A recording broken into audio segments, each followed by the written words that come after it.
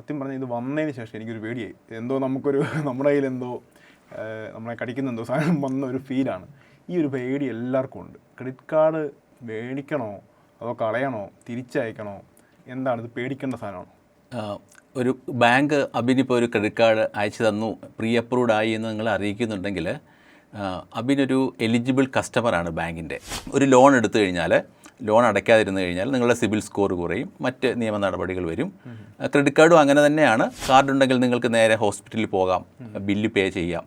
അതിനുശേഷം നമ്മൾ സമാധാനമായിട്ട് ആലോചിച്ചാൽ മതി ഇതിൻ്റെ ബില്ല് അടയ്ക്കേണ്ട കാര്യങ്ങൾ. ഈ കാർഡുകൾ ഇങ്ങനെ പല തരമുണ്ടെന്ന് പറഞ്ഞില്ല, ഇപ്പോൾ റുപ്പേ, വിസ, മാസ്റ്റർ കാർഡ്, ഇങ്ങനെ പല കാർഡുകളുണ്ട്. ഇപ്പോൾ ഇതെങ്ങനെയാണ് ഒരാളുടെ കപ്പാസിറ്റി സാമ്പത്തിക കപ്പാസിറ്റി അനുസരിച്ചാണ് ബാങ്കിൽ?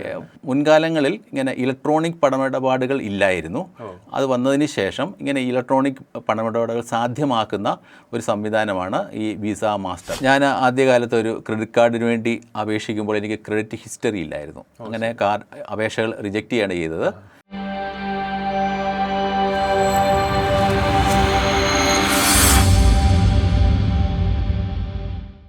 സാറേ, എനിക്ക് കഴിഞ്ഞ ദിവസമാണ് ഒരു ക്രെഡിറ്റ് കാർഡിൻ്റെ ഒരു കോള് വന്നത്. ആദ്യം കോള് വരുന്നു, പിന്നെ നമുക്ക് ഓട്ടോമാറ്റിക്കലി ഇങ്ങനെ വീട്ടിലേക്ക് കാർഡ് അയച്ചു തരുക. അപ്പോൾ ഞാനിങ്ങനെ ഓർത്ത് ഇത് എന്തിനാണ് സംഭവം എന്നുള്ളത്. വേറെ കാര്യമൊന്നുമില്ല, നമുക്ക് നേരത്തെ ഒരു ലോൺ ഉണ്ടായിരുന്നു. അപ്പോൾ ആ ലോൺ നമ്മൾ കൃത്യമായിട്ട് അടച്ചു പോകുന്നു, സിബിൽ സ്കോർ കൂടി എന്നുള്ള ഒറ്റ കാരണം കൊണ്ട്. സത്യം പറഞ്ഞാൽ ഇത് വന്നതിന് ശേഷം എനിക്കൊരു പേടിയായി. എന്തോ നമ്മുടെ കയ്യിലെന്തോ നമ്മളെ കടിക്കുന്നെന്തോ സാധനം വന്ന ഒരു ഫീലാണ്. ഈ ഒരു പേടി എല്ലാവർക്കും ഉണ്ട്. ക്രെഡിറ്റ് കാർഡ് മേടിക്കണോ അതോ കളയണോ, തിരിച്ചയക്കണോ, കൈവച്ച പ്രശ്നമുണ്ടോ? ഇതൊക്കെയാണ് സത്യം പറഞ്ഞാൽ നമ്മളൊരു മെയിൻ പേടി. എന്താണ് ഇത്? പേടിക്കേണ്ട സാധനമാണോ? ഒരു ബാങ്ക് അബിനിപ്പോൾ ഒരു ക്രെഡിറ്റ് കാർഡ് അയച്ചു തന്നു, പ്രീ അപ്രൂവ്ഡ് ആയി എന്ന് നിങ്ങൾ അറിയിക്കുന്നുണ്ടെങ്കിൽ അബിനൊരു എലിജിബിൾ കസ്റ്റമറാണ് ബാങ്കിൻ്റെ. അന്നേരം ഒരു ക്രെഡിറ്റ് കാർഡ് അപേക്ഷിക്കാൻ യോഗ്യനാണ്. അബിൻ്റെ ബാങ്കുമായിട്ടുള്ള മുൻകാല ഇടപാടുകൾ വളരെ തൃപ്തികരമാണ്. അങ്ങനെ ആ എലിജിബിലിറ്റി ഉള്ളവർക്കാണ് കാർഡുകൾ പ്രീ അപ്രൂവ്ഡ് ആയിട്ട് ബാങ്കുകൾ അപ്രൂവ് ചെയ്യുന്നത്. അന്നേരം തീർച്ചയായിട്ടും അവരെല്ലാ മാസവും ഒരു ലിസ്റ്റ് ജനറേറ്റ് ചെയ്യുകയാണ്, ആരൊക്കെയാണ് എലിജിബിൾ. എന്നിട്ട് അവരെ ഫോണിൽ വിളിച്ച് നിങ്ങൾക്ക് ഈ കാർഡ് താല്പര്യമുണ്ടോ എന്ന് അറിയിക്കുന്നു. നമുക്ക് താല്പര്യമുണ്ടെങ്കിൽ കാർഡിനെ അപേക്ഷിക്കാം. അപേക്ഷിച്ച് കഴിഞ്ഞാൽ കാർഡ് അയച്ചു തരും. ഈ കാർഡ് കിട്ടിക്കഴിഞ്ഞാൽ നമ്മൾ ആക്ടിവേറ്റ് ചെയ്യണം. 6 മാസത്തിനുള്ളിൽ ആക്ടിവേറ്റ് ചെയ്തില്ല എന്നുണ്ടെങ്കിൽ 6 മാസത്തിനുള്ളിൽ കാർഡ് ആക്ടിവേറ്റ് ചെയ്തില്ല എന്നുണ്ടെങ്കിൽ അത് ഇതായിപ്പോൾ ഡീആക്ടിവേറ്റ് ആയി പോവും. പിന്നീട് ഇത് ഉപയോഗിക്കാൻ സാധിക്കില്ല. ഏറ്റവും നല്ല ഉപാധി, നമുക്കിപ്പം നിലവിൽ കാർഡുകൾ ഇല്ല എന്നുണ്ടെങ്കിൽ ആ ക്രെഡിറ്റ് കാർഡ് സ്വീകരിക്കുകയും ഉപയോഗിച്ച് തുടങ്ങുകയും ചെയ്യുകയാണ് വേണ്ടത്. കാർഡുകളെല്ലാം തന്നെ ഒരു സാമ്പത്തിക ഉപാധിയാണ്, ഒരു ലോൺ പോലെ തന്നെ. ഒരിക്കൽ മാത്രം നമ്മൾ ഈ ലോൺ എടുക്കണമെന്നുണ്ടെങ്കിൽ ഓരോ തവണയും ഡോക്യുമെൻറ്റുകൾ നമ്മൾ ഹാജരാക്കണം. ഇവിടെ ഒരു തവണ മാത്രം ഡോക്യുമെൻറ്റുകൾ ഹാജരാക്കുകയും നിങ്ങൾക്ക് ഒരു 50 ദിവസത്തേക്ക് പലിശയില്ലാതെ, പലിശരഹിതമായിട്ട് ലോൺ എടുക്കുന്നതിന് തുല്യമാണ് ഈ ക്രെഡിറ്റ് കാർഡുകൾ ഉപയോഗിക്കുന്നത്. അപ്പോൾ നമുക്ക് എൻ്റെ ഒരു പ്രധാന സംശയം എന്താണെന്ന്, നമ്മൾ ഇതുമായിട്ട് ബന്ധപ്പെട്ട് യൂട്യൂബിൽ ഇഷ്ടം പോലെ വീഡിയോ കിടപ്പുണ്ട്. ആ സമയത്താണ് ഇതിനെക്കുറിച്ചൊരു പുസ്തകം എഴുതിയിട്ടുള്ള ഒരാളെന്നുള്ള രീതിയിൽ സാറിനെ നമ്മൾ സമീപിക്കുന്നത്. കാരണം ഒരു ക്രെഡിറ്റ് കാർഡിനെ കുറിച്ച് തന്നെ ഒരു പുസ്തകം എഴുതുക, അത് എങ്ങനെയാണ് അങ്ങനെ ഒരു പുസ്തകത്തിലേക്ക് എത്താൻ പറ്റുന്നത്? ഒരു ക്രെഡിറ്റ് കാർഡ് മാത്രം ഒരു വിഷയം എടുത്തിട്ടൊരു പുസ്തകം എഴുതുന്നത്. ഈ ക്രെഡിറ്റ് കാർഡ് ഞാൻ ഉപയോഗിക്കുന്നതിന് മുമ്പ് എനിക്ക് ഒരുപാട് മറ്റുള്ളവരെ പോലെ തന്നെ ഒരുപാട് മുൻവിധികളും അബദ്ധധാരണകളും ഉണ്ട്. അതിൽ ക്രെഡിറ്റ് കാർഡ് എടുത്തു കഴിഞ്ഞാൽ നമ്മൾ കടക്കെണിയിലാകും എന്നൊക്കെയുള്ളത്. പക്ഷേ ഞാനും അങ്ങനെ ഒരു ആശങ്കയോടു കൂടിയാണ് എടുത്തത്. പക്ഷേ പിന്നീടത് കുറച്ച് നാൾ ഉപയോഗിച്ച് കഴിഞ്ഞതിന് ശേഷം മനസ്സിലായി ഇത് നമുക്ക് ഒരുപാട് എമർജൻസി ടൈമിൽ, ഫിനാൻഷ്യൽ എമർജൻസി ഉണ്ടാകുന്ന സമയത്ത് നമുക്ക് ഒരുപാട് സഹായകരമായ ഒരു സാമ്പത്തിക ഉപാധിയാണെന്നുള്ളത്. വളരെ ഇൻ്റലിജൻ്റായിട്ട് നമുക്ക് ഉപയോഗിക്കുകയാണെങ്കിൽ ഒരുപാട് ഗുണകരമാണ്. പ്രധാനമായിട്ടും ആൾക്കാർ ക്രെഡിറ്റ് കാർഡ് എടുക്കാൻ മടിക്കുന്നതിൻ്റെ പ്രധാന കാരണം ചില മുൻവിധികളും ഇതിനോടുള്ള ചില ഭയമൊക്കെയാണ്. അങ്ങനെ പേടിക്കേണ്ട ഒരു കാര്യവുമില്ല. കാരണം ഏത് ഫിനാൻഷ്യൽ ഇടപാടുകളും റിസ്ക് ഉണ്ട്. ഒരു ലോൺ എടുത്തു കഴിഞ്ഞാൽ, ലോൺ അടയ്ക്കാതിരുന്നു കഴിഞ്ഞാൽ നിങ്ങളുടെ സിബിൽ സ്കോർ കുറയും, മറ്റ് നിയമ നടപടികൾ വരും. ക്രെഡിറ്റ് കാർഡും അങ്ങനെ തന്നെയാണ്. പക്ഷെ നമ്മൾ വളരെ ബുദ്ധിപരമായിട്ട് ഉപയോഗിക്കുകയാണെങ്കിൽ നമുക്ക് ഫിനാൻഷ്യൽ എമർജൻസി ഉള്ള സമയത്ത് നമുക്കിത് നല്ല രീതിയിൽ ഉപകരിക്കപ്പെടും. ഉദാഹരണം, നമുക്ക് രാത്രിയിൽ പെട്ടെന്നൊരു ഹോസ്പിറ്റലിൽ പോകണം, അല്ലെങ്കിൽ ഒരു മരുന്ന് വാങ്ങണം. ഒരുപക്ഷെ നമ്മുടെ കയ്യിൽ എപ്പോഴും കാശ് കാണണമെന്നില്ല. അന്നേരം അല്ലെങ്കിൽ പണയം വെക്കാൻ രാത്രി പറ്റില്ല, പെട്ടെന്ന് പൈസ ഉണ്ടാക്കണമെന്നുണ്ടെങ്കിൽ കാർഡുണ്ടെങ്കിൽ നിങ്ങൾക്ക് നേരെ ഹോസ്പിറ്റലിൽ പോകാം, ബില്ല് പേ ചെയ്യാം. അതിനുശേഷം നമ്മൾ സമാധാനമായിട്ട് ആലോചിച്ചാൽ മതി ഇതിൻ്റെ ബില്ല് അടയ്ക്കേണ്ട കാര്യങ്ങൾ. നിങ്ങൾക്ക് ഒരു 50 ദിവസത്തെ ഒരു പൈസ തിരിച്ചടയ്ക്കാനുള്ള സാവകാശം അവിടെ കിട്ടുകയാണ്. അങ്ങനെ സാറേ, എൻ്റെ ഒരു ഡൗട്ട് എന്താ പറയുക, നമ്മളിപ്പം യൂട്യൂബിലൊക്കെ കാണുമ്പം ഒരു ബിസിനസ്സുകാരനാണെങ്കിൽ നിങ്ങൾക്ക് ക്രെഡിറ്റ് കാർഡ് അത്യാവശ്യമാണെന്ന് പറയുന്നു, ഒരു സാലറീഡ് പേഴ്സൺ ആണെങ്കിൽ കൃത്യമായി ഒരു ക്രെഡിറ്റ് കാർഡ് നമുക്ക് ഉപയോഗിക്കാമെന്ന് പറയുന്നു. ഒരു സാധാരണക്കാരന് ഇതിൻ്റെ ആവശ്യമുണ്ടോ? വളരെ സിമ്പിളാണ്. ഇത് സാധാരണഗതിയിൽ ഒരു മാസാമാസം സാലറി വാങ്ങുന്ന ഒരാളെ സംബന്ധിച്ച്, അല്ലെങ്കിൽ ഒരു ഇൻകം ബിസിനസ്സുകാരനെ സംബന്ധിച്ചോളം ഇപ്പോഴും നമ്മുടെ കയ്യിൽ എപ്പോഴും പൈസ ഉണ്ടാകണമെന്നില്ല. ഇപ്പം ഒരു മാസം ശമ്പളമുള്ള ഒരാൾക്ക് ശമ്പളം കിട്ടിക്കഴിഞ്ഞാൽ ഒരു 10-ാം തീയതി കൊണ്ടൊക്കെ ശമ്പളമൊക്കെ തീരും. പിന്നീട് എന്തെങ്കിലും ഒരു പെട്ടെന്ന് എമർജൻസി, ഒരു കറണ്ട് ചാർജ് ബില്ല് അടയ്ക്കണം, ഒരു 5000 രൂപ അടയ്ക്കണം, അല്ലെങ്കിൽ കുട്ടികളുടെ സ്കൂൾ ഫീസ് അടയ്ക്കണം, അല്ലെങ്കിൽ ഒരു ആശുപത്രി ചെലവ് വരുന്നു, അന്നേരം നമ്മൾ മറ്റൊരാളെ കൈവായ്പ ചോദിക്കേണ്ടി വരും. ഒരുപക്ഷെ എല്ലാവർക്കും കടം തരാൻ പറ്റുന്ന സാഹചര്യമായിരിക്കില്ല. അത്തരം അവസരങ്ങളിൽ ചിലപ്പോൾ സ്വർണം പണയം വെക്കേണ്ടി വരും. ക്രെഡിറ്റ് കാർഡ് ഉണ്ടെങ്കിൽ നിങ്ങൾക്ക് അത്തരം അവസ്ഥകൾ വളരെ വേഗം തരണം ചെയ്യാൻ സാധിക്കും. അത്തരം പലിശയില്ല, പലിശരഹിത ഒരു വായ്പ എന്ന് തന്നെ പറയാം. അത്തരം ആവശ്യങ്ങൾക്ക്, അല്ലെങ്കിൽ ഗ്രോസറി വാങ്ങേണ്ട സമയത്ത് ഈ ക്രെഡിറ്റ് കാർഡ് നമുക്ക് ഉപയോഗിച്ച് വാങ്ങാം. ഇപ്പോൾ സാധാരണഗതിയിൽ കാർഡ് സ്വൈപ്പ് ചെയ്തിട്ടാണ് നമ്മൾ മുൻകാലങ്ങളിൽ പേയ്മെൻറ്റൊക്കെ ക്രെഡിറ്റ് കാർഡ് വെച്ച് നടത്തിയിരുന്നത്. അത്തരം കടകളിൽ അത്തരം POS മെഷീൻ എന്ന് പറയും, നമ്മൾ സ്വൈപ്പ് ചെയ്യുന്ന മെഷീൻ കടകളിലില്ലായിരുന്നു. പക്ഷേ ഇപ്പം ഈ റൂപേ കാർഡുകൾ, റൂപേ പേയ്മെൻറ്റ് നെറ്റ്വർക്ക് വന്നപ്പം അതിനെ UPI ഇടപാടുകൾ വഴി നമുക്ക് ക്രെഡിറ്റ് കാർഡിൽ നിന്ന് പൈസ പേയ്മെൻറ്റ് നടത്താൻ പറ്റും. ഈ UPI ആപ്പുകളിൽ റൂപേ ക്രെഡിറ്റ് കാർഡ് ലിങ്ക് ചെയ്യാൻ സാധിക്കും. നമ്മൾ ചിലവാക്കുന്ന പണം ഗൂഗിൾ പേയോ അല്ലെങ്കിൽ ഭീം ആപ്പോ വഴി ഈ ക്രെഡിറ്റ് കാർഡിൽ നിന്നാണ് വ്യാപാരിക്ക് പൈസ കിട്ടുന്നത്. ഇപ്പോൾ ഒരു ചായ കുടിച്ചു, 10 രൂപ നമ്മൾ സ്കാൻ ചെയ്യുന്നു, നമ്മുടെ സേവിങ്സ് അക്കൗണ്ടിൽ നിന്ന് പോകുന്നതിന് പകരം നമ്മളുടെ ക്രെഡിറ്റ് കാർഡിൽ നിന്നായിരിക്കും അവർക്ക് പൈസ കിട്ടുന്നത്. റൂപേ കാർഡിന് മാത്രമേ അങ്ങനെ ഒരു സംവിധാനമുള്ളൂ? റൂപേ കാർഡിന് മാത്രമേ നിലവിൽ അങ്ങനൊരു സൗകര്യം ഇന്ത്യയിലുള്ളൂ. മറ്റൊരു രാജ്യങ്ങളിലും ഇങ്ങനെയൊരു സൗകര്യം ഇപ്പോൾ നിലവിലില്ല. അപ്പോൾ റൂപേ എനിക്ക് വന്നിരിക്കുന്നത്, അപ്പോൾ സ്വീകരിക്കാം? തീർച്ചയായിട്ടും അത് ആക്ടിവേറ്റ് ചെയ്യുക, ഉപയോഗിക്കുക. നമ്മുടെ ക്രെഡിറ്റ് സ്കോർ മെച്ചപ്പെടുത്താൻ അത് സഹായിക്കും. നമ്മുടെ ദൈനംദിന ചെലവുകൾ അതുപോലെ മീറ്റ് ചെയ്യാനൊക്കെ തന്നെ ഇത് സഹായിക്കും. ശരി. ഈ കാർഡുകൾ ഇങ്ങനെ പല തരമുണ്ടെന്ന് പറഞ്ഞു. ഇപ്പോൾ റുപ്പേ, വിസ, മാസ്റ്റർ കാർഡ്, ഇങ്ങനെ പല കാർഡുകളുണ്ട്. ഇപ്പോൾ ഇതെങ്ങനെയാണ് ഒരാളുടെ സാമ്പത്തിക കപ്പാസിറ്റി അനുസരിച്ചാണ് ബാങ്ക് തരുന്നത്? അത് നമ്മളുടെ എലിജിബിലിറ്റിയാണ്. നമ്മളിപ്പോൾ ഒരു കാർ ലോൺ എടുക്കാൻ ചെല്ലുന്നു, വീടിൻ്റെ ലോൺ എടുക്കാൻ ചെല്ലുന്നു, നമുക്കത് തിരിച്ചടയ്ക്കാനുള്ള സാമ്പത്തിക ശേഷിയുണ്ടോ, അത്തരം കാര്യങ്ങൾ പരിഗണിക്കുന്ന പോലെ തന്നെയാണ് നമ്മുടെ ഇത് തിരിച്ചടയ്ക്കാനുള്ള കഴിവനുസരിച്ച് നമുക്ക് ക്രെഡിറ്റ് കാർഡ് തരുന്നത്. ഇതൊരു തരത്തിൽ പറഞ്ഞാൽ ഒരു ലോൺ തരുന്നത് പോലാണ്. ഒരിക്കലേ നിങ്ങളുടെ ഇതിൻ്റെ ഡോക്യുമെൻറ്റ്സ് എല്ലാം വാങ്ങിക്കുന്നുള്ളൂ. ഇപ്പം അതിൽ തന്നെ ആൾക്കാർക്ക് അറിയാം എന്താണ് വിസ അല്ലെങ്കിൽ മാസ്റ്റർ, റൂപേ എന്നുള്ളത്. മുൻകാലങ്ങളിൽ ഇങ്ങനെ ഇലക്ട്രോണിക് പണമിടപാടുകൾ ഇല്ലായിരുന്നു. അത് വന്നതിന് ശേഷം ഇങ്ങനെ ഇലക്ട്രോണിക് പണമിടപാടുകൾ സാധ്യമാക്കുന്ന ഒരു സംവിധാനമാണ് ഈ വിസ, മാസ്റ്റർ. ഇതൊരു ഇടനിലക്കാരാണ്. അവരാണ് ഈ നെറ്റ്വർക്ക് വഴിയുള്ള പണത്തിൻ്റെ ഇടപാടുകളെ നിയന്ത്രിക്കുന്നത്. നമ്മൾ വ്യാപാരിക്ക് പൈസ കൊടുക്കുന്നു, അത് പൈസ നെറ്റ്വർക്ക് വഴി ബാങ്കിലെത്തുന്നു, അല്ലെങ്കിൽ തിരിച്ചു വരുന്നു. ഇത്തരം കാര്യങ്ങൾ നിയന്ത്രിക്കുന്ന അവരാണ്. അതുപോലെ അത് അന്താരാഷ്ട്ര സേവനങ്ങളാണ് വിസ അല്ലെങ്കിൽ മാസ്റ്ററൊക്കെ തന്നെ. ഒരു തദ്ദേശീയമായിട്ടുള്ള ഇതിന് സമാനമായിട്ടുള്ള ഒരു സേവന ഇതാണ് റൂപേ. അത് നാഷണൽ പേയ്മെൻറ്റ് കോർപ്പറേഷനാണ് നടപ്പിലാക്കിയത്, തുടങ്ങിയത്. അത് ഇന്ത്യയിൽ വളരെ പ്രചാരത്തിലായി. മിക്കവാറും ഇപ്പം വിസയും മാസ്റ്ററേയും കടത്തി വെട്ടിയിട്ടുണ്ട്. കാരണം UPI ആയിട്ട് ലിങ്ക് ചെയ്യാൻ സാധിച്ചു. കൂടുതൽ ആൾക്കാർക്ക് ക്രെഡിറ്റ് കാർഡിൽ നിന്ന് തന്നെ UPI പേയ്മെൻറ്റ് നടത്താൻ സാധിക്കും.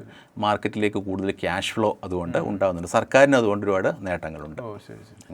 സാറേ, അതുപോലെ തന്നെ നമ്മുടെ ഒരു സുഹൃത്ത് ഈ പെട്രോൾ പമ്പിൽ ഈ BPCLൻ്റെ ഒരു കാർഡ് ഉപയോഗിക്കുന്നുണ്ട്, സ്ഥിരമായി പെട്രോൾ അടിക്കുമ്പോൾ. അപ്പോൾ ഈ ഇങ്ങനെ ഇന്ധന കാർഡുകളുണ്ടോ? പെട്രോൾ അടിക്കാനുള്ള കാർഡുണ്ടോ? അങ്ങനെ അത്തരം കാർഡുകളെ ഫ്യൂവൽ കാർഡുകൾ അല്ലെങ്കിൽ ഇന്ധന കാർഡുകൾ എന്നാണ് പറയുന്നത്. ക്രെഡിറ്റ് കാർഡ് തന്നെ. അതിനെ പൊതുവെ ബ്രാൻഡഡ് കാർഡുകൾ എന്ന് പറയും. അതായത് ബാങ്കുകളാണ് ക്രെഡിറ്റ് കാർഡുകൾ ഇഷ്യൂ ചെയ്യുക. മറ്റ് കമ്പനികളുമായിട്ട് സഹകരിച്ചുകൊണ്ട് ഇറക്കുന്ന കാർഡാണ്. അവരുടെ പ്രധാന ഉദ്ദേശം ആ കമ്പനിയുടെ സേവനങ്ങളും പ്രോഡക്റ്റുകളും കൂടുതൽ വിറ്റുപോകുക അല്ലെങ്കിൽ ഉപയോഗിക്കുക എന്നുള്ളതാണ് പ്രധാനമായ ഉദ്ദേശം കസ്റ്റമേഴ്സിന് കൊടുത്തുകൊണ്ട്. ഇപ്പം ഇന്ധന കാർഡാണെങ്കിൽ സ്ഥിരമായിട്ട് ഇന്ധനം നിറയ്ക്കുന്നവർക്ക് അതുപോലെ ക്യാഷ്ലെസ് ആയിട്ട് ഇന്ധനം നിറയ്ക്കുക. ക്യാഷ്ലെസ് എന്ന് വെച്ചാൽ പണം കൊടുക്കാതെ തന്നെ കാർഡ് വെച്ചിട്ട് ഇന്ധനം നിറയ്ക്കുക. അതുപോലെ ഇന്ധനം പ്രോത്സാഹനമായിട്ട് റിവാർഡ് പോയിന്റുകൾ. ഇപ്പം റിവാർഡ് പോയിന്റുകൾ 100 രൂപയ്ക്ക് പെട്രോൾ അടിച്ചാൽ 25 പൈസ റിവാർഡായിട്ട് കൊടുക്കുന്നു. അങ്ങനെ 25 പൈസ കൂടി 500 രൂപയാകുമ്പോൾ ആ 500 രൂപയ്ക്കും പെട്രോൾ അടിക്കുക ഫ്രീ ആയിട്ട്. ഇതിൽ 2 നേട്ടമുണ്ട്. ഒന്ന്, ബാങ്കുകൾക്ക് ഈ കാർഡ് കൂടുതൽ ചിലവാകുന്നു. അതേപോലെ ഈ പറഞ്ഞ ഇന്ത്യൻ ഓയിൽ കോർപ്പറേഷൻ അതുപോലെയുള്ള പെട്രോൾ കമ്പനികൾക്ക് അവരുടെ ഇന്ധനവും വിറ്റഴിഞ്ഞു പോകുന്നു. ഇതാണ് ഇന്ധന കാർഡുകളുടെ പ്രധാന ഉദ്ദേശം. ഈ മാളുകളിലൊക്കെ നമ്മൾ ചെല്ലുമ്പോഴേ ഭയങ്കര രസമായിട്ട് നമുക്ക് തോന്നുന്ന ആൾക്കാർ ഇങ്ങനെ SBI ഒക്കെ കാർഡ് വേണമെന്ന് ചോദിച്ചു. അപ്പോൾ ആൾക്കാർ ഓടുക, ഭയങ്കര പേടിച്ചോടുക, ഇതെന്തോ വലിയ പ്രശ്നമുള്ള സാധനം എന്നുള്ള രീതി. അപ്പോൾ ഇങ്ങനൊരു ഭയം നമ്മുടെ സമൂഹത്തിലുണ്ട്. അപ്പോൾ ഇത്രത്തോളം നമ്മൾ പേടിക്കേണ്ട സാധനമാണ്. കാരണം ഈ ബിൽ ഡേറ്റ് കഴിഞ്ഞാൽ ഇത് ഭയങ്കരമായ ഭീമമായ തുകയാണ്, അത് വലിയ അപകടത്തിലേക്ക് നയിക്കും, കടത്തിലേക്ക് നയിക്കുന്ന ചെറിയ അങ്ങനെ കുറേ വീഡിയോസ് നമ്മൾ യൂട്യൂബിൽ കണ്ടിട്ടുണ്ട്. അപ്പോൾ ഇതിൻ്റെ ഒരു വസ്തുത എന്താ? ബിൽ ഡേറ്റ് കഴിഞ്ഞാൽ പ്രശ്നമാണോ? സാധാരണ നമ്മുടെ ലോണുകൾക്ക് ഇപ്പോൾ പേഴ്സണൽ ലോണാണെങ്കിൽ ഇപ്പം 12 മുതൽ 16% പലിശയാണ് ബാങ്കുകൾ ഈടാക്കുന്നത്. ക്രെഡിറ്റ് കാർഡിന് 50 ദിവസമാണ് അവരുടെ ഒരു പൈസ തിരിച്ചടയ്ക്കാനുള്ള കാലാവധി. 50 ദിവസം. അതായത് അത് കണക്ക് കൂട്ടുന്നത് ആദ്യത്തെ 30 ദിവസം നമുക്ക് ചിലവാക്കാവുന്ന സമയപരിധി, 30ാമത്തെ ദിവസം ഉദാഹരണം ഓഗസ്റ്റ് 1-ന് നമ്മൾ ഒരു ബില്ലിംഗ് ഡേറ്റ് സ്റ്റാർട്ട് ചെയ്യുന്നു. ഓഗസ്റ്റ് 1 മുതൽ ഓഗസ്റ്റ് 30 വരെ നമുക്ക് സാധനങ്ങൾ വാങ്ങാം കാർഡ് വെച്ചിട്ട്. ഓഗസ്റ്റ് 30 ആകുമ്പോൾ ബില്ല് ജനറേറ്റ് ചെയ്യുന്നു. 1000 രൂപയാണ് ബില്ല് ജനറേറ്റ് ചെയ്തതെങ്കിൽ സെപ്റ്റംബർ 20-ാം തീയതി ആയിരിക്കും ഡ്യൂ ഡേറ്റ്, ആ ബില്ല് അടയ്ക്കേണ്ട ലാസ്റ്റ് തീയതി.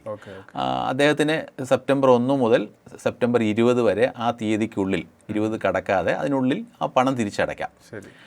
നമുക്ക് സെപ്റ്റംബർ 19-ാം തീയതി രാത്രി 12 മണിക്ക് മുമ്പ് 5 മിനിറ്റ് മുമ്പ് വരെ പൈസ തിരിച്ചടയ്ക്കാം.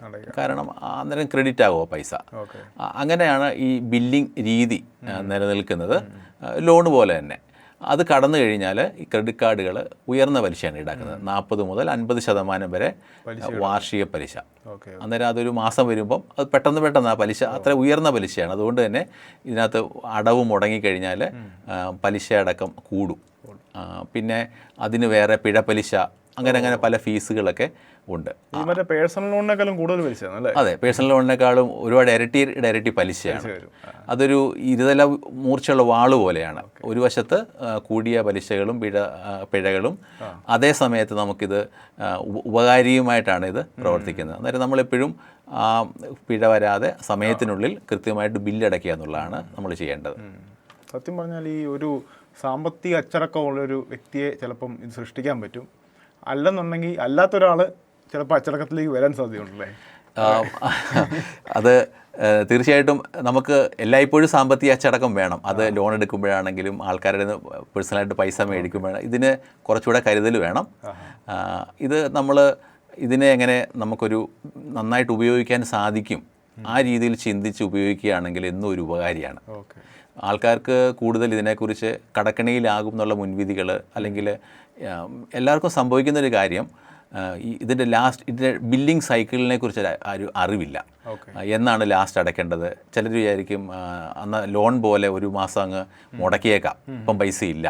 പക്ഷേ അത് അങ്ങനെ മുടക്കി കഴിയുമ്പം പലിശ ഒരുപാട് കൂടുകയാണ്, ആകെ പ്രശ്നങ്ങളാവും.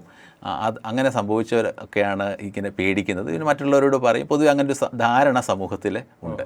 നമ്മൾ ബുദ്ധിപരമായിട്ട് ഉപയോഗിക്കുകയാണെങ്കിൽ എന്നും ഉപകാരി തന്നെയാണ്. നമുക്ക് ഇൻ കേസ് ഇപ്പം പേടിയുള്ള ഒരാളെ സംബന്ധിച്ചുള്ളൊരു ചോദ്യമാണ്, ഇവർ എന്തെങ്കിലും തരത്തിലുള്ള തട്ടിപ്പുകൾ ഈ പറയുന്ന ക്രെഡിറ്റ് കാർഡ് കമ്പനികൾ കാണിച്ചാൽ നമുക്ക് പരാതിപ്പെടാൻ പറ്റുമോ? തീർച്ചയായിട്ടും പരാതിപ്പെടാം. ഇതിനകത്ത് നിലവിൽ എല്ലാ ധനാഗമ ഇടപാടുകളും അല്ലെങ്കിൽ ധന ഇടപാടുകളും ഇപ്പം ഡിജിറ്റലാണ്. തീർച്ചയായിട്ടും നമുക്ക് ഓരോ ഇടപാടുകളും അവരുടെ ആപ്പ് വഴിയും ബാങ്ക് വഴിയൊക്കെ, ഇൻ്റർനെറ്റ് ബാങ്കിങ് വഴിയൊക്കെ കയറി നമുക്ക് അതാത് സമയത്ത് പരിശോധിക്കാം. അതുപോലെ വിശദമായിട്ടുള്ള ബില്ല് തരും, ഓരോ ഇടപാട് എപ്പം നടന്നു, അതിന് നിങ്ങൾക്ക് ഇത്ര റിവാർഡ് കിട്ടി, വിശദമായിട്ട്. ഇത് നമ്മളറിയാതെ ബാങ്കിനെ ഒന്നും ചെയ്യാൻ സാധിക്കില്ല. അങ്ങനെ എന്തെങ്കിലും നമ്മുടെ ശ്രദ്ധയിൽപ്പെട്ടാൽ ഇവരുടെ കസ്റ്റമർ കെയറിനെ അറിയിച്ചു കഴിഞ്ഞാൽ അവർ തീർച്ചയായിട്ടും ഒരു പരിഹാരം ഉടനെ കണ്ടുപിടിച്ച് തരും. അവിടെയും നിങ്ങളുടെ പരാതി പരിഹരിക്കപ്പെടുന്നുണ്ടെങ്കിൽ RBIക്ക് പരാതി കൊടുക്കാം. RBI ശക്തമായ നടപടികൾ ഇതിനെതിരെ എടുക്കുന്നതാണ്. അത് ബാങ്ക് എപ്പോഴും ഇത്തരം പരാതികൾ ബാങ്ക് തലത്തിൽ പരിഹരിക്കപ്പെടുന്നതായിട്ടാണ് കാണുന്നത്. കാര്യം അവർ RBI തലത്തിലേക്ക് വിടാറില്ല. കാരണം അത് ബാങ്കിനെ മോശം പ്രതിച്ഛായ നൽകുമെന്നുള്ളതുകൊണ്ടാണ്. അത് ബാങ്കുകാരും RBI നന്നായിട്ട് പേടിക്കുന്നുണ്ട്. അതുകൊണ്ട് അത്തരം പരാതികൾ എപ്പോഴും ആ താഴെത്തട്ടിൽ തന്നെ പരിഹരിച്ചു പോവുകയാണ് ചെയ്യുന്നത്. ഈ ഭയങ്കര സിനിമ കാണുന്ന ആളുകൾക്ക് ഈ മൂവി ടിക്കറ്റുകൾ ബുക്ക് ചെയ്യാൻ വേണ്ടി ചില കാർഡുകൾ ഈ ക്യാഷ് ബാക്ക് കൊടുക്കുന്നു, പിന്നെ 2 എണ്ണം ബുക്ക് ചെയ്യുമ്പോൾ 1 കിട്ടുന്നു, അങ്ങനെ ചില കാര്യം കിട്ടുന്നുണ്ട്. അങ്ങനെ ബുക്ക് ചെയ്യാൻ പറ്റുമോ ക്രെഡിറ്റ് കാർഡ് വെച്ച്? ഇപ്പം നമുക്ക് online movie ticket booking platforms ഉണ്ട്. ബുക്ക് മൈ ഷോ അല്ലെങ്കിൽ PVR, അന്നേരം ഈ കാർഡുകൾ കൂടുതൽ ചിലവാകുന്നതിനും ഈ മൂവിയിലെ ഇവരുടെ സേവനത്തിലേക്ക് ആളുകളെ കൂടുതൽ എത്തിക്കാനുമാണ് ഇത്തരം മൂവി ടിക്കറ്റ് കാർഡുകൾ കൊടുക്കുന്നത്. വിവിധ കാർഡുകളുടെ ബാങ്കുകളുടെ കാർഡുകൾക്ക് ഓരോ സമയത്ത് ഒരു ഓഫറുകൾ നൽകുന്നുണ്ട്. ഒരു ടിക്കറ്റ് എടുക്കുമ്പോൾ ഒരു ടിക്കറ്റ് ഫ്രീ, അല്ലെങ്കിൽ 10% ഡിസ്കൗണ്ട്, 20% ഡിസ്കൗണ്ട് എന്നുള്ള രീതിയിൽ. നമ്മളത് അറിയാൻ വേണ്ടി ചെയ്യേണ്ടത്, ഇപ്പോൾ ബുക്ക് മൈ ഷോ ഉപയോഗിച്ചിട്ടാണ് നമ്മൾ സിനിമ കാണാൻ പോകുന്നതെങ്കിൽ ബുക്ക് മൈ ഷോയുടെ ആപ്പിലോ അല്ലെങ്കിൽ വെബ്സൈറ്റിലോ നോക്കി ഏതൊക്കെ കാർഡുകൾക്കാണ് ഈ ഓഫർ ഉണ്ടെന്നുള്ളത് ആദ്യം നമ്മൾ ഉറപ്പുവരുത്തുക. ഉറപ്പുവരുത്തിയ ശേഷം ആ കാർഡ് നിലവിൽ നമുക്കില്ലാന്നുണ്ടെങ്കിൽ അപേക്ഷിച്ച് അത് വാങ്ങാം. പിന്നീട് മറ്റൊരു കാര്യം നമ്മൾ ശ്രദ്ധിക്കേണ്ടത്, ഈ ഓഫറുകൾ ഇവർ പിൻവലിക്കുക. ഇവർ പറയും ഇതൊരു 3 മാസത്തേക്ക് ഉണ്ടാവുകയുള്ളൂ, അല്ലെങ്കിൽ ഇത്ര കാലാവധി വരെ ഉണ്ടാവുകയുള്ളൂ, അത് കഴിയുമ്പോൾ ഓഫർ മാറും. പിന്നെ മറ്റ് കാർഡുകൾക്കായിരിക്കും കൊടുക്കുന്നത്. അങ്ങനെ നമുക്ക് വേണമെങ്കിൽ പുതിയ കാർഡ് വാങ്ങിച്ച് ഈ ഓഫറുകൾ എപ്പോഴും ഉപയോഗിക്കാം. എപ്പോഴും ഇത്തരം മാറ്റങ്ങൾ നമ്മൾ നിരീക്ഷിച്ചുകൊണ്ടിരിക്കണം. എങ്കിൽ മാത്രമേ ഇത്തരം ആനുകൂല്യങ്ങൾ നമുക്ക് ഭംഗിയായിട്ട് ഉപയോഗിക്കാൻ സാധിക്കുകയുള്ളൂ. ഞാനിങ്ങനെ ഒരു ഫ്ലിപ്കാർട്ടിൽ നിന്ന് ആമസോണിൽ നിന്നൊക്കെ സാധനങ്ങൾ വാങ്ങിച്ചപ്പം ഒരു വാഷിംഗ് മെഷീൻ മേടിച്ച സമയത്ത് ഇതുപോലെ ഒരു കാർഡ് ഞാൻ സാറിനോട് പറഞ്ഞപ്പോൾ സാറാണ് ഒരു കാർഡ് തന്നത്. സാർ ഓർക്കുന്നുണ്ടോ? അതെ അതെ. അപ്പോൾ എൻ്റെ കാർഡൊന്നുമില്ല, അപ്പോൾ സാറാണ് കാർഡ് തന്നത്. ആ കാർഡിന് അന്നൊരു ഓഫർ ഉണ്ടായിരുന്നു. എനിക്ക് അത്യാവശ്യം തുക കുറഞ്ഞ് കിട്ടി. അപ്പോൾ ഇങ്ങനെ നമ്മുടെ ഇ കൊമേഴ്സ് സൈറ്റുകളിലും വലിയ രീതിയിൽ അത് കുറച്ച് കാലങ്ങളായി നമ്മൾ ഉപയോഗിക്കുന്നു. പക്ഷേ ഈ പറഞ്ഞ ഫ്യൂവൽ കാർഡുകൾ അല്ലെങ്കിൽ മുമ്പ് പറഞ്ഞ പോലെ തരത്തിലുള്ള കാർഡുകളൊന്നും ആളുകൾക്ക് പരിചിതമല്ല. ഈ പല കാർഡുകൾക്കും ഈ ഫ്ലിപ്കാർട്ടിന് തന്നെ ഒരു ആക്സിസ് ബാങ്കിൻ്റെ കാർഡ് ഉണ്ടോ? അതെ അതെ. അപ്പോൾ ഇങ്ങനെ ഓരോരുത്തർക്കും ഓരോ പ്രത്യേക കാർഡുകൾ അവർ തന്നെ കൊളാബ് ചെയ്ത് എടുക്കുന്നതാണോ? എങ്ങനെയാണ് അത്തരം കാർഡുകളെ കോ ബ്രാൻഡഡ് കാർഡുകൾ എന്ന് പറയുന്നത്? ഓരോ വ്യാപാര സ്ഥാപനങ്ങൾ അവരുടെ ഈ സെയിൽസ് കൂട്ടാൻ വേണ്ടി കാർഡുകൾ ഇഷ്യൂ ചെയ്യുന്നതാണ്. ഇപ്പം ഓൺലൈൻ ഷോപ്പിംഗ് വളരെ പ്രചാരത്തിലായപ്പോഴാണ് ഇത്തരം കാർഡുകൾ ഇറങ്ങിത്തുടങ്ങിയത്. ഇപ്പം ഇന്ത്യയിൽ ആമസോൺ, ഫ്ലിപ്കാർട്ട്, അല്ലെങ്കിൽ മിൻട്ര, അതേപോലെ തന്നെ മീഷോ അല്ല, മറ്റ് അത്തരം ഷോപ്പിംഗ് സേവനങ്ങളെല്ലാം തന്നെ ബാങ്കുകളോട് ചേർന്നുകൊണ്ട് ഇത്തരം കാർഡുകൾ ഇറക്കുന്നുണ്ട്. ഇപ്പം പ്രമുഖമായത് ഫ്ലിപ്കാർട്ടും ആമസോണുമാണ്. Amazon ICICI bank, Flipkart ആക്സിസിൻ്റെ.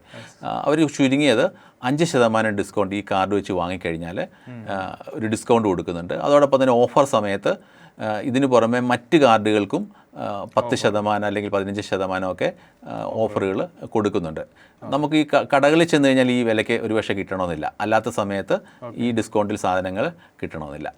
അന്നേരം ഇത്തരം അവസരങ്ങളിൽ നമുക്ക് ഇത്തരം കാർഡുകൾ ഉണ്ടെന്നുണ്ടെങ്കിൽ ഏതൊക്കെ കാർഡുകൾക്കാണ് സ്ഥിരമായിട്ട് ഓഫറുകൾ വരുന്നതെന്നുള്ളത്, അല്ലെങ്കിൽ നിങ്ങളുടെ കൂടുതൽ പർച്ചേസ് നടത്തുന്നത് ആമസോൺ വഴിയാണെന്നുണ്ടെങ്കിൽ ആമസോൺ ഏത് ബാങ്കിൻ്റെ കാർഡുമായിട്ടാണ് അഫിലിയേഷൻ ഉള്ളത്, ആ കാർഡുകൾ നേരത്തെ വാങ്ങിച്ചു വെച്ച് നമ്മൾ ഓഫറുകൾക്കായി കാത്തിരുന്ന് ഉപയോഗിക്കുക എന്നുള്ളതാണ്.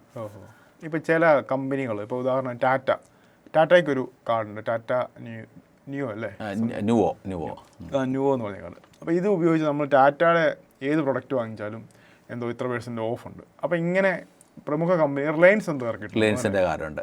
അപ്പോൾ ഇങ്ങനെയുള്ള ടൈപ്പ് അവർക്ക് വേണ്ടി മാത്രം സ്പെഷ്യലൈസ്ഡ് ആയിട്ടുള്ള കാർഡുകൾ ഉണ്ട്. അതിൽ പ്രധാനപ്പെട്ട ഇപ്പോൾ റിലയൻസ് ആണെങ്കിൽ അവർക്ക് റിലയൻസ് ട്രെൻഡ്സ്, ജിയോ മാർട്ട്, അവരുടെ പെട്രോൾ പമ്പുകൾ, അവർക്ക് ഒരുപാട് വ്യാപാര സംരംഭങ്ങളുണ്ട്. ടാറ്റയ്ക്കാണെങ്കിൽ ടാറ്റ മോട്ടോഴ്സ്, അതേപോലെ അവരുടെ യൂസ്റ്റ, അങ്ങനെ ഫാബ്രിക്കുകൾ വിൽക്കുന്നത്, അത്തരം സർവീസുകൾ നമ്മൾ കൂടുതൽ ഉപയോഗിക്കും. നമുക്കിപ്പോൾ ടാറ്റയുടെ കാറുണ്ട്, അല്ലെങ്കിൽ മറ്റു പ്രോഡക്റ്റുകൾ അവർക്ക് കാറിന് കിട്ടും. സർവീസിനൊക്കെ നമുക്ക് കൊടുക്കുമ്പോൾ അവർ ഏത് പ്രോഡക്റ്റോ സേവനമോ ഉപയോഗിക്കുമ്പോൾ പേയ്മെൻറ്റ് നടത്തുമ്പോൾ ഒരു പർട്ടിക്കുലർ % കുറച്ച് കിട്ടും. ടാറ്റയ്ക്ക് ഈവൻ മരുന്നിൻ്റെ ഓൺലൈൻ കച്ചവടമൊക്കെ ഉണ്ട്. അവരുടെ ടാറ്റ ക്ലിക്ക്, ഇതൊക്കെ നമ്മൾ സ്ഥിരമായിട്ട് ഉപയോഗിക്കുന്നുണ്ടെങ്കിൽ ടാറ്റ ന്യൂവോ കാർഡ് വാങ്ങിച്ചിട്ട് പർച്ചേസ് നടത്തുക, നല്ല ഡിസ്കൗണ്ട് അവിടുന്ന് കിട്ടും. ടാറ്റ ഫാൻസ് ഒക്കെ ഉണ്ടെങ്കിൽ അങ്ങനെ തീർച്ചയായിട്ടും. അതുപോലെ റിലയൻസിനും ജിയോ മാർട്ട് എല്ലായിടത്തും ഉണ്ട്. അതുപോലെ അവരുടെ ട്രെൻഡ്സ്, അവരുടെ അത്തരം സംരംഭങ്ങളിൽ എവിടെ പോയി പർച്ചേസ് നടത്തിയാലും ഈ ഡിസ്കൗണ്ടുകൾ നമുക്ക് കിട്ടും. അങ്ങനെ ഇങ്ങനെയുള്ള കാർഡുകൾ പോലെ തന്നെ ഈ യാത്ര ചെയ്യുന്ന, പ്രധാനമായിട്ട് ഇൻ്റർനാഷണൽ യാത്ര ചെയ്യുന്ന ആൾക്കാരുണ്ട്, അവർക്ക് ഈ 2 ടൈപ്പ് സാധനം കിട്ടുന്നത്. ഇപ്പോൾ ഒന്ന് ലോഞ്ച് ആക്സസ്, അന്താരാഷ്ട്ര ഉണ്ട്, ആഭ്യന്തര യാത്രകൾക്കുള്ള ലോഞ്ച് ആക്സസ് ഉണ്ട്. അതുപോലെ തന്നെ ഈ യാത്രകൾക്കുള്ള കാർഡുകൾ, ട്രാവൽ കാർഡുകൾ എന്ന് പറഞ്ഞ സാധനം ഇങ്ങനെ കണ്ടിട്ടുണ്ട്. ഇപ്പോൾ ഫെഡറൽ ബാങ്കിനുണ്ട് ഞാൻ കാർഡുകൾ. അപ്പോൾ ഇതിൻ്റെ ഒരു പ്രത്യേകത, യാത്ര ചെയ്യുമ്പോൾ നമുക്ക് ഫ്ലൈറ്റ് ടിക്കറ്റിലാണോ അത് എന്തിലാണോ നമുക്കൊരു ഓഫർ കിട്ടുന്നത്? ഇപ്പോൾ യാത്രയായിട്ട് ബന്ധപ്പെട്ട് നമുക്കുള്ള ചിലവുകൾ എന്ന് പറഞ്ഞാൽ, ഒന്ന് ടിക്കറ്റുകൾ ബുക്ക് ചെയ്യുക. അത് ട്രെയിൻ ടിക്കറ്റ് ആകാം, ബസ് ടിക്കറ്റ്, ഫ്ലൈറ്റ് ടിക്കറ്റ്. അത് ബുക്ക് ചെയ്യുന്നത് ഇപ്പോൾ ഇൻഡിഗോ ഫ്ലൈറ്റ് സർവീസ് ഉണ്ടല്ലോ, അവരും പല ക്രെഡിറ്റ് കാർഡ് കമ്പനികളുമായിട്ട് ചേർന്നിട്ട് കാർഡുകൾ ഇറക്കുന്നുണ്ട്. അന്നേരം ആ കാർഡ് വെച്ചിട്ട് ടിക്കറ്റ് ബുക്ക് ചെയ്യുകയാണെങ്കിൽ ഒരു പർട്ടിക്കുലർ നിശ്ചിത ഡിസ്കൗണ്ട് നമുക്ക് തരും.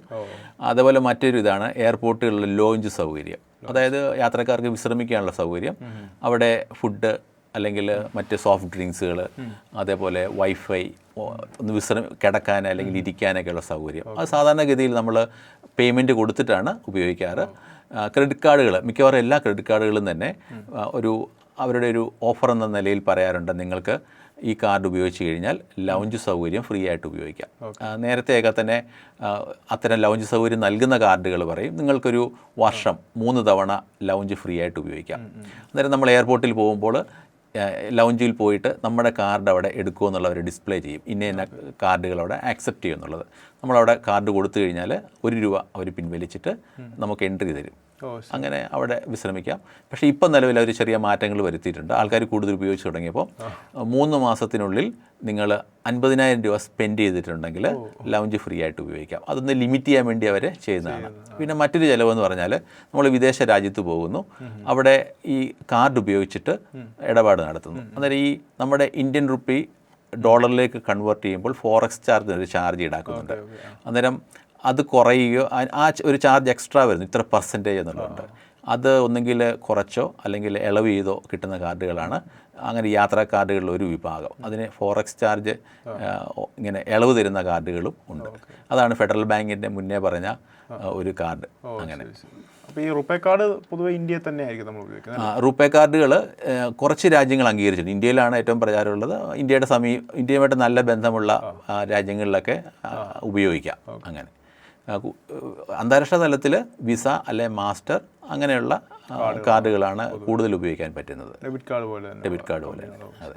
വേറൊരു സംശയം നമുക്കുള്ളത്, എനിക്കൊരു ഡേറ്റ് അവർ പറഞ്ഞു, ഞാൻ ചുമ്മാ ചോദിച്ചു, കാര്യങ്ങളൊക്കെ ചോദിച്ചപ്പോൾ ഡേറ്റ് 20-ാം തീയതി ഡേറ്റ് എന്ന് പറഞ്ഞു, 20-21 അപ്പോൾ ഈ ഡേറ്റ് നമുക്ക് ചേഞ്ച് ചെയ്യണമെന്ന് വെച്ചാൽ, അതായത് ഈ എമൗണ്ട് നമ്മൾ അടയ്ക്കുന്ന ഡ്യൂ ഡേറ്റ് ഉണ്ടല്ലോ, അതിനകത്ത് 2 സംശയങ്ങളാണ് പ്രധാനമായിട്ടുള്ളത്. ഒന്ന്, ഈ ഡേറ്റ് നമുക്ക് മാറ്റാൻ പറ്റുമോ?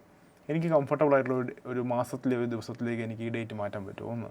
രണ്ടാമത്തെ കാര്യം, ഈ ഡേറ്റ് നമ്മൾ അടയ്ക്കുന്ന സമയത്ത് തന്നെ ഒരു മിനിമം പേയ്മെൻ്റ് ഉണ്ട്, പൂർണ്ണമായിട്ടും അടയ്ക്കുന്നുണ്ട്, മിനിമം സെറ്റിൽമെൻറ്റ്, പൂർണ്ണമായിട്ടുള്ള സെറ്റിൽമെൻറ്റ്, ഇങ്ങനെ 2 സെറ്റിൽമെൻറ്റ്. ഇതെന്താ സംഭവം? നമ്മുടെ ബില്ലിംഗ് തീയതി മിക്കവാറും അവർ തീരുമാനിക്കുന്നത്, നിങ്ങൾ കാർഡ് എന്നാണ് അപേക്ഷ അവർ സ്വീകരിക്കുന്നത്, ആ കാർഡ് പ്രോസസ്സ് ചെയ്യുന്ന ആ സമീപ ഡേറ്റുകൾ ഏതെങ്കിലും ഒന്നായിരിക്കും.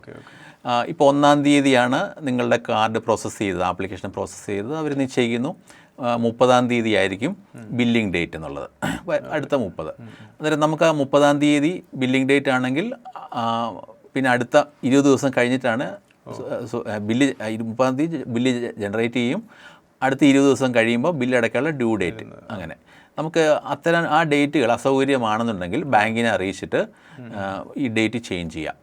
ബാങ്കുകൾക്ക് ഈ പൈസ കളക്ട് ചെയ്യാൻ കുറേ തീയതികളുണ്ട്. ഉദാഹരണം SBI ആണെങ്കിൽ ഒരു മാസത്തിൽ കുറേ ഡേറ്റുകളുണ്ട്. 5-ാം തീയതി, 7-ാം തീയതി, 12-ാം തീയതി, അങ്ങനെ ഒരു മാസത്തിൽ 15ഓളം തീയതികളുണ്ടാവും. അവർ നമ്മളോട് പറയും ഈ തീയതികളൊക്കെയാണ് നിങ്ങൾക്ക് ഇതിലേതാണ് ബില്ലിംഗ് ഡേറ്റ് ആയിട്ട് വേണ്ടതെന്ന് പറയും. നമ്മളോട് ചോദിച്ചാൽ അവർ പറഞ്ഞു തരും നിങ്ങളുടെ ബില്ലിംഗ് തീയതികൾ ഏതൊക്കെയാണ്. അവർ പറയും ഇന്ന തീയതികൾ ആണ് നമുക്കുള്ളത്. അന്നേരം നമുക്ക് പറയുകയാണ് എനിക്ക് 10-ാം തീയതി, എല്ലാ മാസവും 10-ാം തീയതി ബില്ല് ജനറേറ്റ് ചെയ്താൽ മതി എന്ന് പറഞ്ഞാൽ ആ ഡേറ്റിൽ ബില്ല് അവർക്ക് ജനറേറ്റ് ചെയ്യുന്ന പതിവുണ്ടെങ്കിൽ 10-ാം തീയതിയാക്കി ഫിക്സ് ചെയ്യും, മാറ്റി തരും. അതെ, നമുക്ക് ഈ 10-ാം തീയതി എന്ന് പറയുന്നത് പിന്നെയും മാറ്റാം. ഒരു 3 മാസം കഴിഞ്ഞ് അവർക്ക് കാലാവധി ഉണ്ടെന്ന് തോന്നുന്നു. ഒരു ബില്ലിംഗ് തീയതി മാറ്റിക്കഴിഞ്ഞാൽ അടുത്ത എന്നാണ് ഇനിയും ചേഞ്ച് ചെയ്യാൻ പറ്റും. ചിലപ്പോൾ 3 മാസമായിരിക്കും, 6 മാസമായിരിക്കും, അതിനുശേഷം പിന്നെയും മാറ്റാം. അത് വളരെ സൗകര്യപ്രദമാണ്. നമുക്ക് ഡേറ്റ് മാറ്റാമെന്ന് പറഞ്ഞു.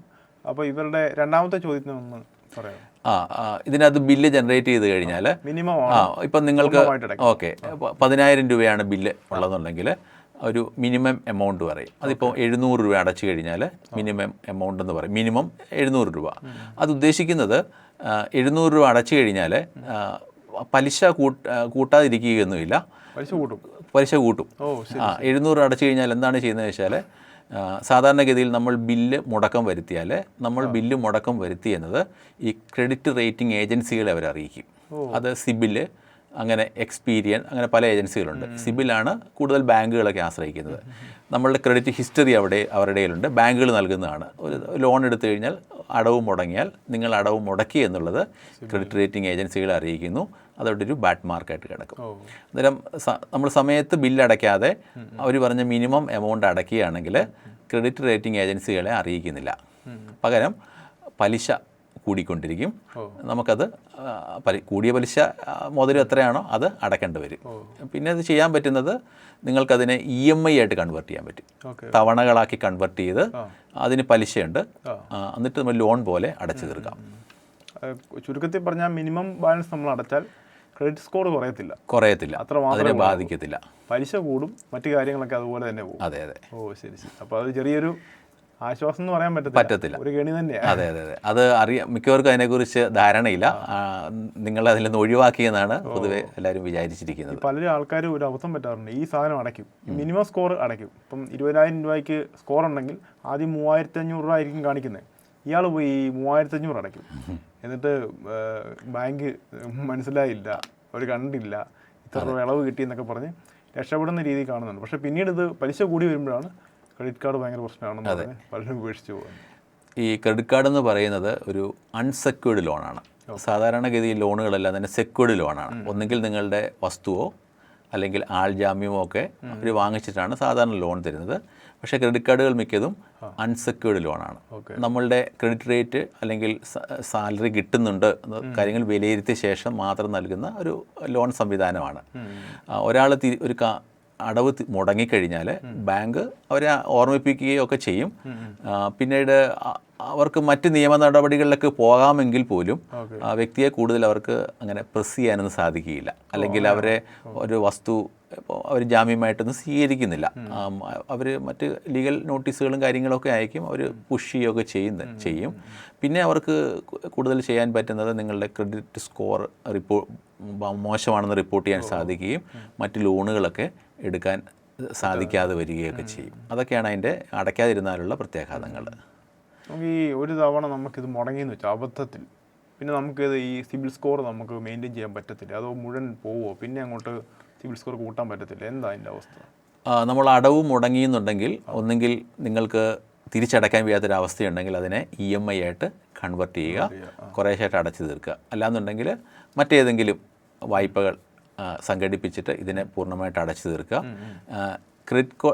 മോശം ക്രെഡിറ്റ് സ്കോറായിട്ട് റിപ്പോർട്ട് ചെയ്തിട്ടുണ്ടെങ്കിൽ നിങ്ങളുടെ ക്രെഡിറ്റ് സ്കോർ മികച്ച നിലയിലായിരുന്നു, 750 ആണെങ്കിൽ അത് ഒരുപക്ഷെ താഴ്ന്ന് അവർ മോശമായിട്ട് റിപ്പോർട്ട് ചെയ്തെങ്കിൽ 700 ആയെന്ന് കരുതുക.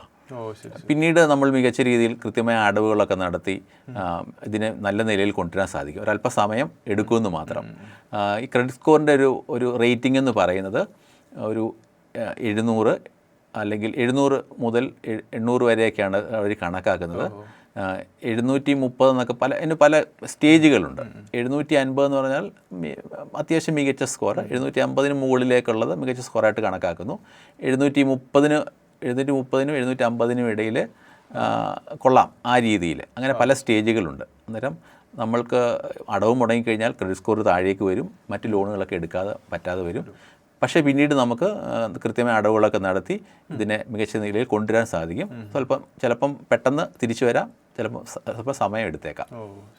അങ്ങനെ ചുരുക്കത്തിൽ നമ്മളിപ്പം ഒരു ക്രെഡിറ്റ് കാർഡ് ഉണ്ടെങ്കിൽ, ഇപ്പോൾ എനിക്ക് ഒരു ക്രെഡിറ്റ് കാർഡ് വന്നെന്ന് ഞാൻ പറഞ്ഞല്ലോ, അത് കൃത്യമായി ഞാൻ മാനേജ് ഉപയോഗിച്ചാൽ, മാസം അടച്ചു പോയാൽ, ചെറിയൊരു തുക വെച്ച് നമ്മൾ ചിലവ് ചെയ്ത് കൃത്യമായി മാസം അടച്ചു പോയാൽ എനിക്കൊരു നല്ല സിബിൽ സ്കോർ ഉണ്ടാക്കാനുള്ള ഒരു പ്രധാനപ്പെട്ട ഒരു ഉപാധിയായിട്ട് ഉപയോഗിക്കാൻ പറ്റുമോ? തീർച്ചയായിട്ടും. കാര്യം നമുക്ക് ഒരു സാമ്പത്തിക ഇടപാടുകളും ഇല്ലയെന്നുണ്ടെങ്കിൽ, നിങ്ങളൊരു സ്വർണം പണയം വെക്കുന്നില്ല, ഒരു ലോൺ എടുത്തിട്ടില്ല എന്നുണ്ടെങ്കിൽ നമുക്ക് ക്രെഡിറ്റ് സ്കോർ ഒരിക്കലും ഉണ്ടാകുകയില്ല.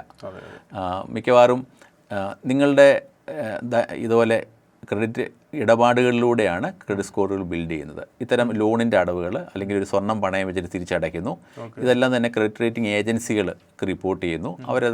അതനുസരിച്ച് നിങ്ങളുടെ ക്രെഡിറ്റ് ഹിസ്റ്ററി ബിൽഡ് ചെയ്യുന്നു. അങ്ങനെയാണ് ക്രെഡിറ്റ് സ്കോറുകൾ വരുന്നത്. മിക്കവാറും ഇതൊന്നും ഇല്ലാത്തവർ ആദ്യമായിട്ട് ഒരു ലോണിനോ അല്ലെങ്കിൽ ഒരു ക്രെഡിറ്റ് കാർഡിനൊക്കെ അപേക്ഷിക്കുമ്പോൾ ക്രെഡിറ്റ് സ്കോർ ഇല്ലാത്തവരുടെ അപേക്ഷ റിജക്റ്റ് ചെയ്യും. അത്തരക്കാർക്ക് ആദ്യം ക്രെഡിറ്റ് സ്കോർ ബിൽഡ് ചെയ്യുകയാണ് വേണ്ടത്. അതിനുവേണ്ടി നമ്മൾ ചെയ്യേണ്ടത് നിസ്സാരമാണ്. ഫ്ലിപ്കാർട്ടിലോ ആമസോണോ ഒക്കെ വഴി തന്നെ ഒരു ഇതുണ്ടല്ലോ, അവരുടെ പേ ലേറ്റർ എന്ന് പറഞ്ഞ സംഗതി ഉപയോഗിച്ചുകൊണ്ട് ഒരു മാസത്തിനുള്ളിൽ തിരിച്ചടയ്ക്കുന്ന രീതിയിൽ നിങ്ങളൊരു ചെറിയ ലോൺ, ഒരു പ്രോഡക്റ്റ് വാങ്ങുക, 300-400 രൂപ പ്രോഡക്റ്റ് വാങ്ങുക, നിങ്ങൾ അടുത്ത മാസം തിരിച്ചടയ്ക്കുന്നു. അന്നേരം നിങ്ങളുടെ ക്രെഡിറ്റ് ഹിസ്റ്ററി അവിടെ നിന്ന് തുടങ്ങുകയാണ്. അങ്ങനെ ചെറിയ ഇടപാടുകളിലൂടെ ക്രെഡിറ്റ് ഹിസ്റ്ററി സ്റ്റാർട്ട് ചെയ്യാം. പിന്നീട് അത് ക്രമേണ ഉയരും. പിന്നീട് നിങ്ങൾ ക്രെഡിറ്റ് സ്കോർ ചെക്ക് ചെയ്യുമ്പോൾ ആനുപാതികമായ വളർച്ച അവിടെ കാണാൻ സാധിക്കും. ചുരുക്കത്തിൽ കടം മേടിച്ചാൽ തിരിച്ച് വൃത്തിയായി അടയ്ക്കുന്നവരാണോ ഒന്ന് ബാങ്കിന് അറിയണം. അതാണ് സിവിൽ സ്കോറിൻ്റെ ഉദ്ദേശം. ഓക്കെ. പിന്നെ മറ്റൊരു സംശയം, ഞാൻ ഇങ്ങനെ പോകുന്ന വഴിക്ക് വേറെ പല ടൈപ്പ് കാർഡുകളെ കുറിച്ച് ഇങ്ങനെ കേട്ടിട്ടുണ്ട്. ഇപ്പം നമുക്ക് കേൾക്കാത്ത പല ബാങ്കുകളും കാർഡുകൾ ചെയ്തിട്ടുണ്ട്. ആ ബാങ്കുകളെ കുറിച്ചേ നമ്മൾ കേട്ടിട്ടില്ല, ന്യൂജൻ ബാങ്കുകൾ. അപ്പോൾ ഇതൊക്കെ നമുക്ക് വിശ്വസിക്കാൻ പറ്റുമോ ഇങ്ങനെയുള്ള ബാങ്ക് കാർഡുകൾ? സാധാരണ പരമ്പരാഗത ബാങ്കുകളും അല്ലാത്ത ബാങ്കിങ് സ്ഥാപനങ്ങളും ബാങ്കിങ് ഇതര സ്ഥാപനങ്ങൾ NBFC non banking financial companies അവരും കാർഡുകൾ ഇഷ്യൂ ചെയ്യുന്നുണ്ട്. ഇപ്പം പൊതുമേഖലാ സ്ഥാപനങ്ങൾ SBI അല്ലെങ്കിൽ കാനറ അത്തരം ബാങ്കുകൾ, പിന്നെ സ്വകാര്യ ബാങ്കുകൾ ICICI ബാങ്ക്, HDFC, അവർ ആക്സിസ് ബാങ്ക്, അല്ലാത്ത ബജാജ് ഫിനാൻസ് അല്ലെങ്കിൽ അങ്ങനെ ഒരുപാട് നോൺ NBFC എന്ന് പറയും, അവരൊക്കെ തന്നെ കാർഡുകൾ ഇഷ്യൂ ചെയ്യുന്നുണ്ട്. അങ്ങനെ നമ്മൾ കൂടുതൽ കേൾക്കാത്ത ഒരു പക്ഷേ NBFCയുടെ കാർഡുകളായിരിക്കും. നമ്മൾ ബജാജിൻ്റെ അതൊരു NBFC ആണ്, നമുക്ക് പരിചിതമാണ്. അങ്ങനെ അല്ലാത്ത ഒരുപാട് NBFCകളുണ്ട്, അവരും കാർഡുകളൊക്കെ ഇഷ്യൂ ചെയ്യുന്നുണ്ട്. അവർ ഓരോ പർപ്പസിന് വേണ്ടി അങ്ങനെ ഇഷ്യൂ ചെയ്യുന്നതാണ്. അപ്പോൾ ഇങ്ങനെ പലതരം ക്രെഡിറ്റ് കാർഡുകളെ കുറിച്ച് നമ്മൾ സംസാരിച്ചു. ഇപ്പം ചില കാർഡുകൾക്ക് ചില ഫീസുകൾ, ഇപ്പോൾ ഉദാഹരണമായിട്ട് എനിക്ക് വന്ന കാർഡ് ലൈഫ് ടൈം ഫ്രീ എന്ന് പറഞ്ഞിരിക്കുന്നത്. എനിക്ക് കാർഡ് എടുക്കുന്നതിന് ഫീസില്ല, ആനുവൽ മെയിൻ്റനൻസ് ഫീസോ അതില്ല. അപ്പം ഇങ്ങനെയുള്ള കാർഡുകളുണ്ട്. പക്ഷേ വർഷം വർഷം ഒരു മെയിൻ്റനൻസ് ഫീസോ അല്ലെങ്കിൽ ഇത്തരത്തിലുള്ള റെൻറ്റ് പോലത്തെ ഒരു സംവിധാനം വരുന്ന കാർഡുകളുണ്ട്. ഇപ്പം ഞാൻ പറഞ്ഞ ഫ്യൂവൽ കാർഡിനെ കുറിച്ച് പറഞ്ഞല്ലോ. അപ്പം ഒരു ഫ്യൂവൽ കാർഡിന് 500 രൂപയാണ് ഒരു വർഷം മെയിൻ്റനൻസ് ഫീസ് വരുന്നത്, ചിലത് 1500 രൂപയാണ്. അപ്പോൾ ഇങ്ങനെയുള്ള വ്യത്യാസം വരുന്നതിൻ്റെ കാരണം എന്താ? എല്ലാ ക്രെഡിറ്റ് കാർഡുകൾക്കും അവരുടെ ചില വരുമാന മാർഗ്ഗങ്ങളുണ്ട്. അതിലെ ഒരു ചെറിയ വരുമാന മാർഗ്ഗമാണ് വാർഷിക ഫീസ് എന്ന് പറയുന്നത്. ഇപ്പം നിങ്ങളൊരു അബിനൊരു ബാങ്കിൻ്റെ നല്ല കസ്റ്റമർ ആണെന്നുണ്ടെങ്കിൽ, നല്ല ക്രെഡിറ്റ് സ്കോറുണ്ട്, നല്ല കസ്റ്റമർ ആണെന്നുണ്ടെങ്കിൽ, ബാങ്ക് ഒരു കോംപ്ലിമെൻറ്റ് പോലെ ഒരു ക്രെഡിറ്റ് കാർഡ് ഫ്രീ ആയിട്ട് വാർഷിക ഫീസ് ഇല്ലാതെ തരികയാണ്. ബാങ്കുകൾ ക്രെഡിറ്റ് കാർഡുകൾ വാർഷിക ഫീസ് ഈടാക്കാറുണ്ട്. അത് കാർഡിൻ്റെ തരം പോലിരിക്കും. എൻട്രി ലെവൽ കാർഡുകളൊക്കെ ആണെന്നുണ്ടെങ്കിൽ വർഷം 500 രൂപ അല്ലെങ്കിൽ 1000 രൂപ, അങ്ങനെ ഫീസുകളുണ്ട്. ഈ ഫീസുകൾ അവരെ ഒരു വരുമാന മാർഗമായിട്ട് കാണുന്നില്ല, ഇത് കൂടുതൽ അങ്ങനെ സ്പെൻഡ് ചെയ്യാൻ അവരെ പ്രേരിപ്പിക്കുകയാണ് ചെയ്യുന്നത്. കാരണം നിങ്ങളൊരു വർഷം 50,000 രൂപ ചിലവാക്കിയാൽ ഈ വാർഷിക ഫീസ് 500 രൂപ ഇളവ് ചെയ്യും. അല്ലെങ്കിൽ വർഷം 1,00,000 രൂപ ചിലവാക്കിയാൽ 1000 രൂപ വാർഷിക ഫീസ് എന്നുള്ളത് കൊടുക്കണ്ട. അങ്ങനെ ഒരു ഇത് വെക്കുകയാണ് ഈ വാർഷിക ഫീസ് കൊണ്ട് ഉദ്ദേശിക്കുന്നത്. അവർക്കതുകൊണ്ട് വലിയ നേട്ടമൊന്നുമില്ല, ഇത്രയും സ്പെൻഡ് ചെയ്യിപ്പിക്കുക. അല്ലാന്നുണ്ടെങ്കിൽ 500 രൂപ അവർക്ക് ഫീസായിട്ട് വാങ്ങിക്കാൻ സാധിക്കും. പിന്നെ അവരുടെ മറ്റു വരുമാന മാർഗ്ഗങ്ങൾ എന്ന് പറയുന്നത് നമ്മൾ തവണ മുടക്കിയാൽ കിട്ടുന്ന പലിശ, അല്ലെങ്കിൽ മറ്റ് കമ്പനികളുമായിട്ട് ചേർന്ന് കാർഡുകൾ ഇറക്കുമ്പോൾ കിട്ടുന്ന വരുമാനം, അത്തരം അല്ലാത്ത വരുമാനങ്ങളൊക്കെ അവർക്കുണ്ട്. പിന്നെ ഒരു ബാങ്ക് കാർഡ് ഇറക്കുമ്പോൾ ബാങ്കിനൊരു കസ്റ്റമറെ കിട്ടുകയാണ്, അവരുടെ മറ്റ് പ്രോഡക്റ്റുകൾ വാങ്ങിപ്പിക്കുക, അല്ലെങ്കിൽ ഒരു ക്രെഡിറ്റ് കാർഡ് കൊടുത്തുകൊണ്ട് ആ ബാങ്കിൽ നിന്ന് വിട്ടുപോകാതെ കീപ്പ് ചെയ്യുക. ഇതൊക്കെയാണ് ക്രെഡിറ്റ് കാർഡുകൾ കൊടുക്കുന്നതുകൊണ്ട് ബാങ്കുകൾക്കുള്ള നേട്ടങ്ങൾ. ഞാൻ എൻ്റെ ആദ്യത്തെ ചോദ്യത്തിലേക്ക് ഞാൻ തിരിച്ചു വരട്ടെ. ഈ പുസ്തകം, ഒരു ക്രെഡിറ്റ് കാർഡിനെ കുറിച്ച് മാത്രം ഒരു പുസ്തകം എഴുതാൻ വേണ്ടിയിട്ടുള്ള കാരണം എന്തായിരുന്നു? എന്തെങ്കിലും ഒരു പുതിയ ഒരു ഇൻഫർമേഷൻ ആളുകളിലേക്ക് എത്തിക്കാൻ വേണ്ടിയിട്ടാണോ ഈ പറയുന്ന? എനിക്ക് ഫേസ് ചെയ്ത കാര്യം ഞാൻ പറഞ്ഞല്ലോ, ഈ യൂട്യൂബിനകത്ത് നമ്മൾ ഒരുപാട് വീഡിയോ ഉണ്ട്, പല ആൾക്കാരും പല കാര്യങ്ങളും അതിനെക്കുറിച്ച് പറയുന്നത്. നമുക്കൊരു ആധികാരികതയില്ല. അപ്പോൾ ഒരു പുസ്തകത്തിലൂടെ ആധികാരികമായിട്ടുള്ളൊരു ഇൻഫർമേഷൻ തരാൻ വേണ്ടിയിട്ടാണോ, അതോ സാർ ഇതിനെ കുറേ കാർഡുകൾ എടുത്ത് ഉപയോഗിച്ചാണോ? എന്താ അതിൻ്റെ ഒരു ഞാൻ ആദ്യകാലത്ത് ഒരു ക്രെഡിറ്റ് കാർഡിന് വേണ്ടി അപേക്ഷിക്കുമ്പോൾ എനിക്ക് ക്രെഡിറ്റ് ഹിസ്റ്ററി ഇല്ലായിരുന്നു. അങ്ങനെ അപേക്ഷകൾ റിജക്റ്റ് ചെയ്യാണ് ചെയ്തത്. പിന്നീട് ഒരു ബാങ്കിൽ അപേക്ഷിച്ചപ്പോൾ എനിക്ക് ഒരു കാർഡ് അപ്ലൈ ചെയ്തു. അത് ഒരു കാർഡ് കിട്ടണമെന്നുണ്ടെങ്കിൽ പല ക്രൈറ്റീരിയസാണ് ഓരോ ബാങ്ക് നോക്കുന്നത്. ഒന്നുകിൽ ക്രെഡിറ്റ് ഹിസ്റ്ററി, അല്ലെങ്കിൽ നിങ്ങളുടെ വരുമാനം, മറ്റു പല സംഗതികളുണ്ട്. അത് അവർ ഓട്ടോമാറ്റിക്കലി ഒക്കെയാണിത് കാൽക്കുലേറ്റ് ചെയ്യുന്നത്. അതനുസരിച്ച് അപേക്ഷ സ്വീകരിക്കുകയോ റിജക്റ്റ് ചെയ്യുകയൊക്കെ ചെയ്യും. ആദ്യകാലങ്ങളിൽ എനിക്ക് ക്രെഡിറ്റ് ഹിസ്റ്ററി ഇല്ലാത്തതുകൊണ്ട് തന്നെ അപേക്ഷകളൊന്നും എല്ലാം റിജക്റ്റായി. പിന്നീട് ഒരു പൊതുമേഖലാ ബാങ്കിൽ അപേക്ഷിച്ചപ്പോൾ മാനേജർ സ്പെഷ്യൽ റെക്കമെൻഡേഷനോടുകൂടി അത് പാസ്സാക്കി. അങ്ങനെ ആദ്യത്തെ കാർഡ് കിട്ടി. ആ കാർഡ് കിട്ടി 2-3 മാസം ബില്ലുകൾ അടച്ചപ്പോൾ ക്രെഡിറ്റ് ഹിസ്റ്ററി ഉയർന്നു. അന്നേരം മറ്റു ബാങ്കുകളുടെ കാർഡുകൾ അപേക്ഷിച്ച് കിട്ടുകയുണ്ടായി. പിന്നീട് നമ്മളുടെ ആവശ്യമെന്ന് പറയുന്നത് പലവിധ ആവശ്യങ്ങൾ. ഞാൻ കൂടുതൽ ഓൺലൈൻ പർച്ചേസ് നടത്തുന്ന ആളാണ്, ആമസോൺ, ഫ്ലിപ്കാർട്ട്. അന്നേരം അത്തരം പർച്ചേസ് നടത്തുന്ന ആൾക്കാർക്ക് ആമസോണിൻ്റെ ICICI ബാങ്കുമായിട്ട് ചേർന്ന ഒരു കാർഡ് വാങ്ങിക്കുകയാണെങ്കിൽ കൂടുതൽ ലാഭകരമാണ്. അങ്ങനെ ഓരോ ആവശ്യത്തിനും ഇപ്പം ഞാൻ പെട്രോൾ അടിക്കുന്നു, എനിക്ക് ഫ്യൂവൽ കാർഡ് വേണം, ഞാൻ ഫ്യൂവൽ കാർഡ് വാങ്ങുന്നു. അല്ലെങ്കിൽ സിനിമ കാണാൻ കൂടുതൽ പോകുന്ന ആളാണെങ്കിൽ ഞാൻ അങ്ങനെ. പിന്നീടാണ് എനിക്ക് മനസ്സിലായത്, ഞാനൊരു തുടക്കക്കാരനായിരുന്നു, എനിക്ക് ഒരുപാട് ഇതിനെക്കുറിച്ച് മുൻവിധികളും അബദ്ധധാരണകളും ഉണ്ടായിരുന്നു.